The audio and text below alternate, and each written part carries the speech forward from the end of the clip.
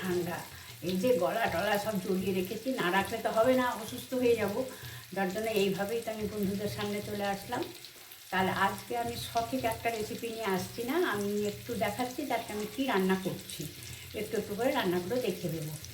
আর আমি আজকে একটা খুব খুশি নিয়ে ভিডিওটা করতে এসেছি। আমার একজন ফ্যান আছে আমার লাইভে এসে বলছে যে আন্টি আমি আপনার প্রচণ্ডই ফ্যান, আমি আপনার সব ইয়ে করি, আমার নামটি অবশ্যই আপনি ভিডিওতে নেবেন।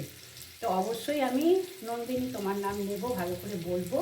তাহলে আমি একটু দেখিয়ে দিব আমি কী রান্না করছি, আজকে কীভাবে করছি, অল্প একটু ছোট্ট একটা ভিডিও করব, তাহলে সরাসরি আসা যাক। হ্যাঁ, এই যে বন্ধুরা আমি এখানে মাটন নিয়েছি, লঙ্কা গুঁড়ো, জিরে আদা লঙ্কা পেস্ট, ধনে গুঁড়ো, নুন, পেঁয়াজ কুচি আর একটু সর্ষের তেল দিয়েছি।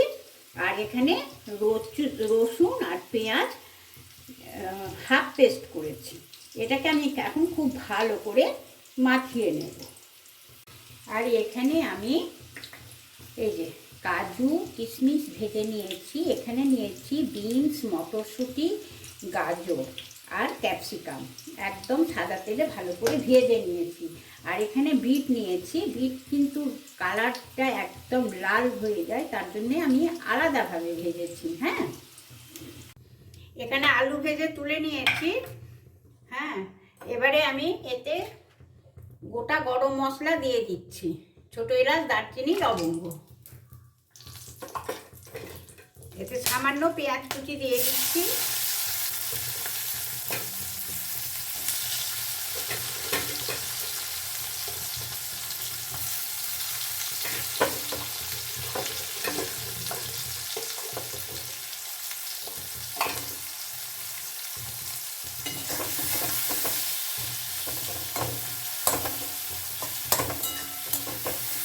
নন্দিনী আমাকে কমেন্ট করে বলেছে, নন্দিনী প্লাস তার বোন দুজনেই নাকি আমার খুব ফ্যান।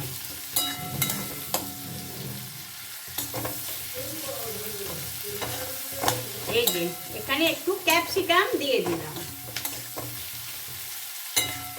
থ্যাংক ইউ নন্দিনী, তোমার আমাকে ভালো লাগার জন্য অশেষ ধন্যবাদ।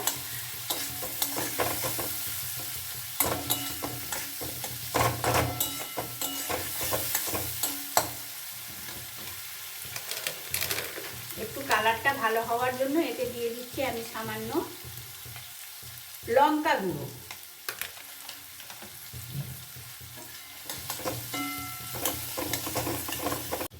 এখানে আমি পেঁয়াজ রসুন পেস্ট হাফ দিয়েছি, আমি মাখিয়ে নিয়েছি, হাফ আমি এর মধ্যে অ্যাড করে দিচ্ছি,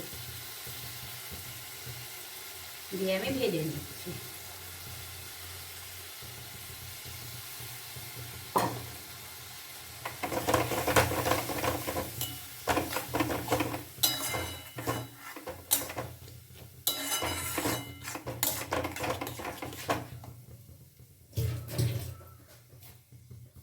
আর একদম 2-4টে দানা চিনি এর মধ্যে ছড়িয়ে দিলাম।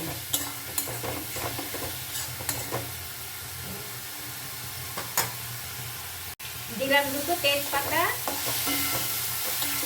আর এটা ভাজবো না, হয়ে গেছে। এর মধ্যে আমি এবারে মাংসটা অ্যাড করে দিলাম।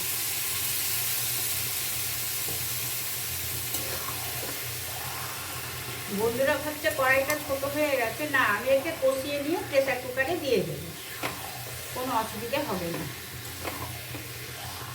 ব্যাস, এবারে এটা আমি সমানে কষিয়ে যাব। এই যে বন্ধুরা অনেকটাই আমার কষানো হয়ে যাচ্ছে, সারা দিয়ে না ধরলে কি হয়, কষানো হয়ে গেছে। হ্যাঁ, এবারে আমি এই যে এখানে 3টে টমেটো পিস করে রেখেছি, সেই 3টে টমেটো আমি এর মধ্যে অ্যাড করে দিলাম।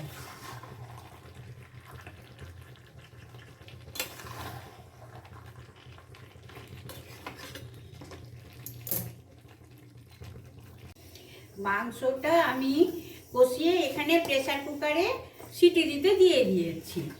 এখানে কড়াতে সাদা তেল নিয়েছি আর এখানে নিয়েছি ঘি। এভাবে আমি ফ্রাইড রাইসটা করে নেব। সব তো ভেজে রেখেছি, দেখিয়েই দিয়েছি, সব ভেজে নিয়েছি। এই যে এইভাবে সব ভেজে রেখেছি সবজিগুলো।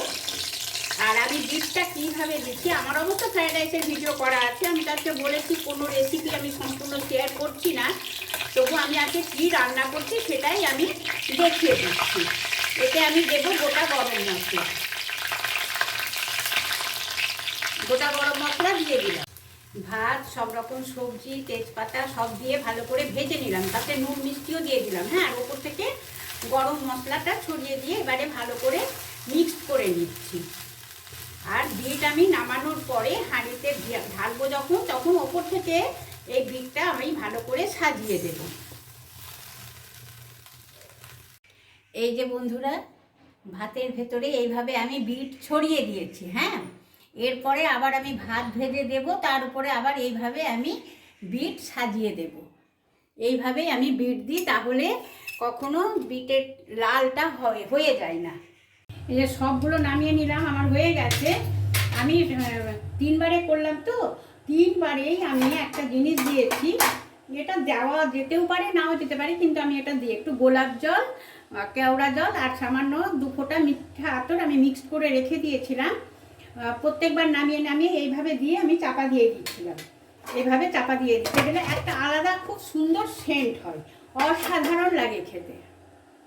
এই যে আমার ফ্রায়েড রাইস মাংস কমপ্লিট, আমি সার্ভ করে নিয়েছি। তাহলে কেমন লাগলো বন্ধুরা অবশ্য কমেন্ট করে জানাবে। আর নন্দিনীর মতো কেউ যদি আমার ফ্যান হয়ে থাকো তাহলে অবশ্যই আমাকে কমেন্ট করে জানাবে। আর তাদের যদি নাম নেওয়ার কথা মনে হয় তাহলে বলো, আমি তাদের নাম নিয়ে নিব, যেমন আমাকে নন্দিনী বলেছে। তার জন্যে নন্দিনী থ্যাঙ্কস, তুমি আমাকে এত পছন্দ করো বলে। তাহলে আজকের ভিডিওটি কেমন লাগলো অবশ্যই কমেন্ট করে জানাবে। আজকের মতো টাটা, বাই।